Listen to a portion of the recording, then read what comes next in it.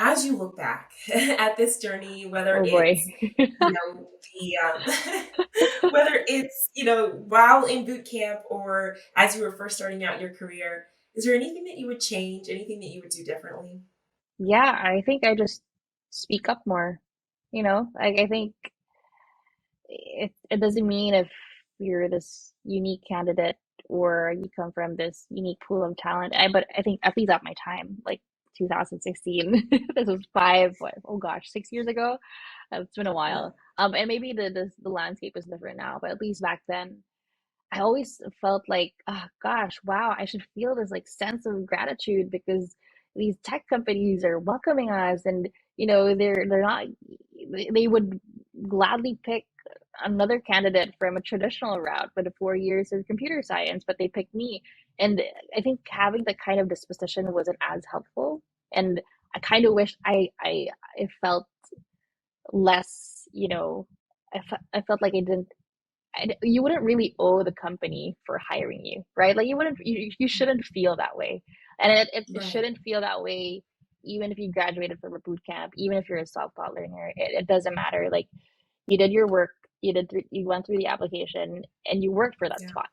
And I think that whole, sense of gratitude and like, I'm so thankful that you hired me, just like it kind of took away the opportunity to really voice out the gaps that I was experiencing as a first, as I was entering the tech space, and also figuring Yeah. out the gaps on my own, like on my own lack of skills too. Just like, okay, like enough of these being like thankful and gratitude, but more like, what is the work to be done, to get to your next step? Like, what are the success metrics at the end of this like what 6 month period or 7 month period of apprenticeship? Like, how does that look like?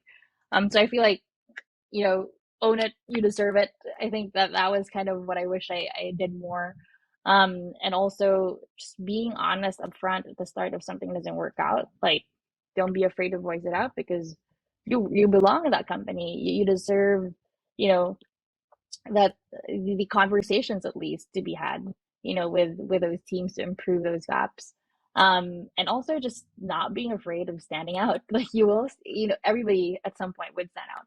I think I was really busy trying to blend in, and that kind of made the communication and my goals kind of murky at the time because my goal was like, okay, I'll blend in, I'll speak like them, I'll act like them, and that didn't work for me because that's not how I learned, that's not how I spoke, that's not how I kind of figure things out. So that kind of it hinders you from getting to what the successful next step looks like because you're so busy trying to blend in and trying to be thankful and having the sense of gratitude. And that's tough to learn, especially if you just joined, right? And especially if you feel like it's not usual for companies to hire folks like me or like anybody from the boot camp then. But eventually you'll learn like, no, you should own it. You should articulate, you Yeah. should voice it out, you should speak up.